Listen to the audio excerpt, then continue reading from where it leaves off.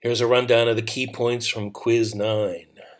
Constantine's motivations. Well, this has been debated endlessly for 1700 years, but there are two things to note here. First of all, Christianity has become a focal point of power independently of Rome, particularly a focal point of social power.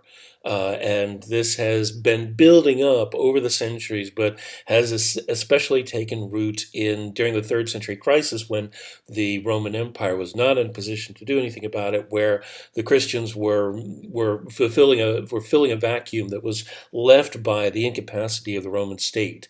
And so the Christian structure has infused itself into many parts of the empire, and has become its own agency. And Diocletian had demonstrated that it is past the point where the Roman state can destroy this, can undo this. And so it is necessary for the Roman state to come to terms with the Christian power structure. And this is done in stages by recognizing Christianity as a full-fledged tolerated religion alongside paganism, all forms of local paganism, and Sol Invictus and cult of Isis and everything else. That Christians are no longer to be persecuted. The first stage, that's the Edict of Milan. Second stage is for the Roman state to infiltrate and attempt to manipulate and control the Christian power structure.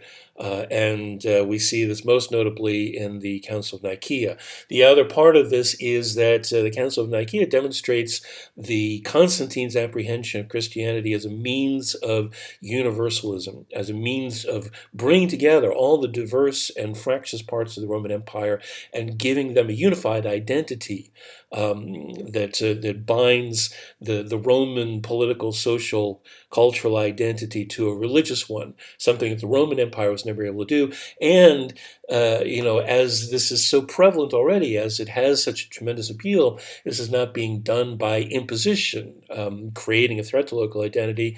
This is being done voluntarily throughout the world of the empire. So this is the best possible means of creating a unified religious identity merged to a unified political identity, making the Roman Empire as strong as it can possibly be. And this is of immense appeal. The main hurdle here is that Christianity itself is not unified. It's made up of different subsects, different interpretations of what it is to be Christian. And so Council of Nicaea brings about an enforced orthodoxy to ensure that there's one single Christianity and therefore one single universal identity. And this is the grounding point, the strategy and tactics of the Roman Empire in dealing with Christianity from Constantine onward. In what ways is the Roman Empire different in the 4th century? Well, it's not falling apart. But specifically, okay, first of all, it's divided east and west. And this sets the stage for the east and the west to operate independently, setting the stage for the east to flourish and the west to break apart. Secondly, the governance of the Roman state is different. This is collectively known as the dominate.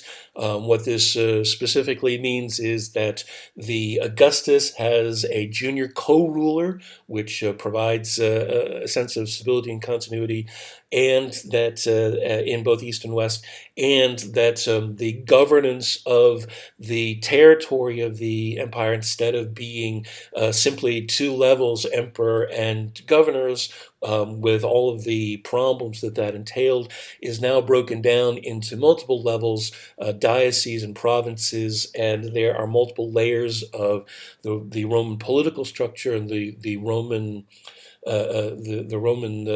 civil service, which make it more possible for the empire to run itself and provides to provide tiers of status for those who are ambitious within the nobility to climb up in, without being a threat to the political stability of the empire itself.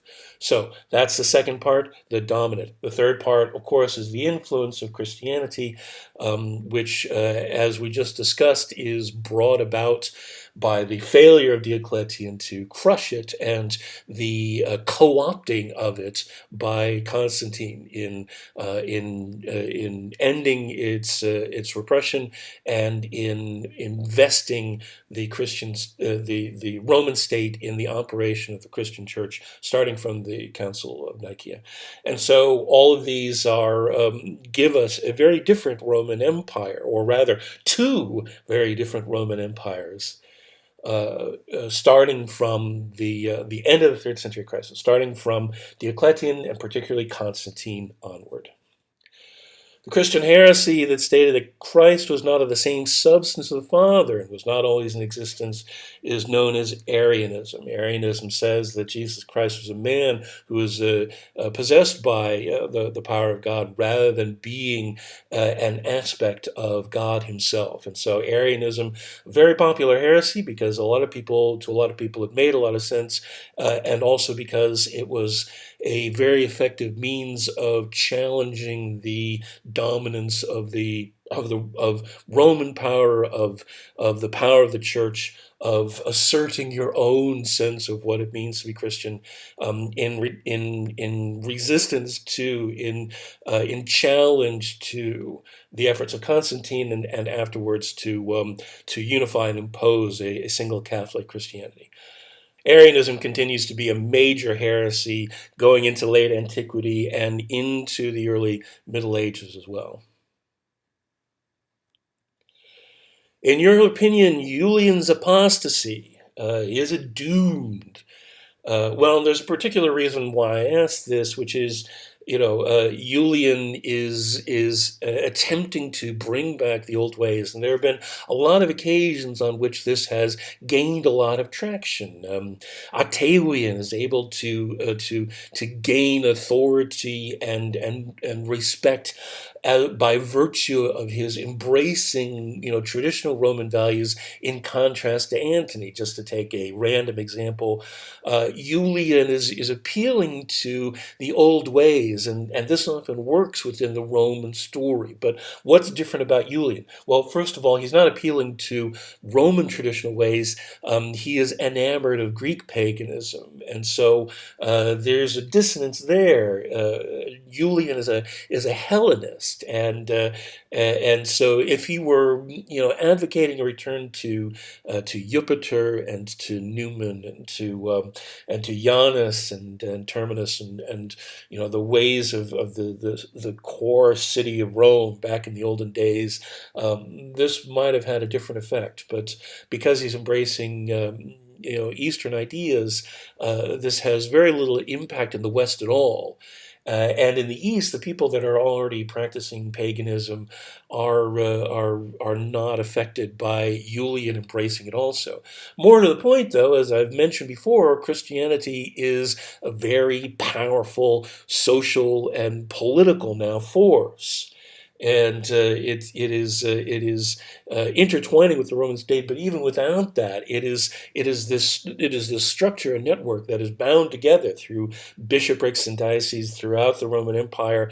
It is governed by very powerful men, and so as a result of this, Christianity has a force and a unifying power and an appeal to the underclasses that paganism cannot challenge, because there's nothing universal about paganism. Paganism is local. Individual pagan gods belong to and are bound to the land, the territory that they come from, and can't be exported. This is why the Roman state religion couldn't be exported to the rest of the Roman Empire. Paganism is local. It is not a unifying force. It is not something that brings people together. It is something that maintains local identity. And so paganism isn't in a position as a movement to counter what it is that Christianity has already accomplished in the preceding 200 years. So Julian's apostasy is an interesting idea, but in terms of unrolling the power of Christianity, even if he had been able to successfully divest the Roman state from its intertwining with the Catholic Church, this still would have left the Christian Church as being this powerful institution apart from the Roman state, and therefore, even more in a position to act against what it was that Julian was trying to accomplish. And of course, Julian isn't able to gain any headway with this and is killed by his own troops before he's able to get very far with it. He might have brought about a resurgence of paganism had he lived long enough as a sort of subset culture within the Roman Empire, but he would not have been able to bring about a rolling back of the dominion of the Christian Church over and within the Roman Empire. And that's the end of the quiz. Email me with any questions.